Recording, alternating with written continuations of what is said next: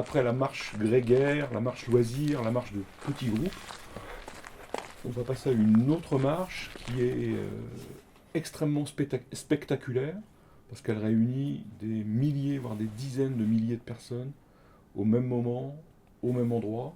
Ça peut être une marche qui peut être extrêmement dangereuse, parce qu'il peut y avoir des mouvements de foule. Et en même temps, c'est une marche qui accompagne une démarche, c'est le cas de le dire, une démarche spirituelle très profonde. Oui, c'est donc ce qu'on appelle le pèlerinage à la Mecque, le Hadji, qui est ce rite hein, qui a lieu chaque année durant 5 jours, 12e et dernier mois, 12e et dernier mois du calendrier musulman de l'Hégire, et qui fait que se retrouve autour de la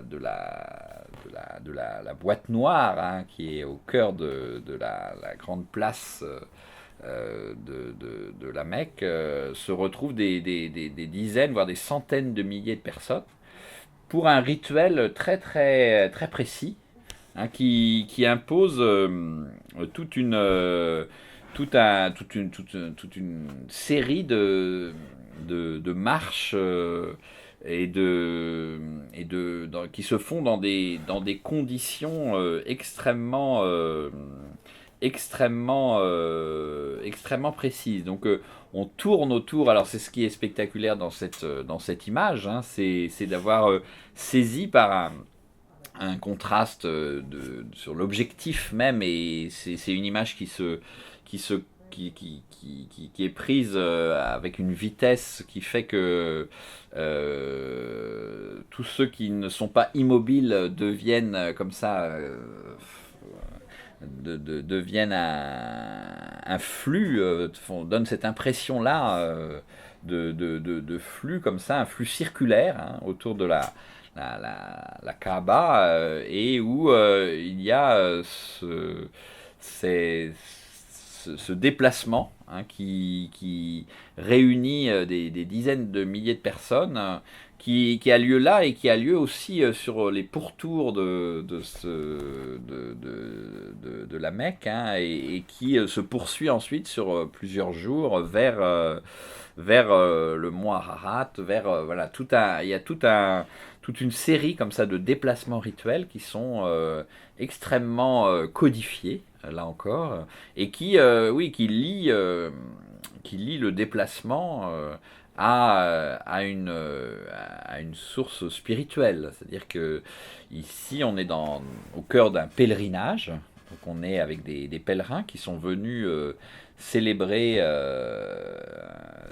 une puissance comme ça divine et qui donc respectent un rite très, très précis où la marche a son rôle extrêmement codifié. Donc voilà, c'est vrai que c'est un moment impressionnant, c'est un moment dangereux aussi. Hein, on le voit bien sur cette image, la coexistence comme ça de ceux qui marchent et de ceux qui regardent la marche peut conduire à des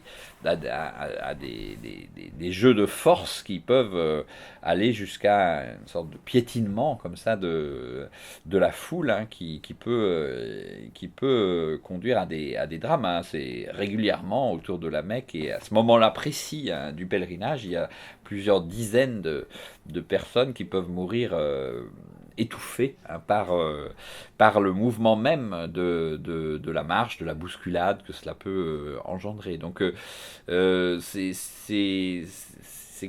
ça qui est intéressant dans cette image et dans ce rite. Hein. C'est à la fois quelque chose de très très codifié, de très ritualisé, et en même temps, c'est toujours cette idée que c'est par le corps, par la mise en marche du corps, qu'on va accéder à l'ordre supérieur, à l'ordre spirituel, à l'ordre divin, et donc que l'on pourra au mieux communier avec, avec Dieu en même temps qu'on communie avec les autres pèlerins. C'est-à-dire qu'il s'agit évidemment, on le voit là, d'un rite immensément collectif, d'un autre rite de masse de la marche.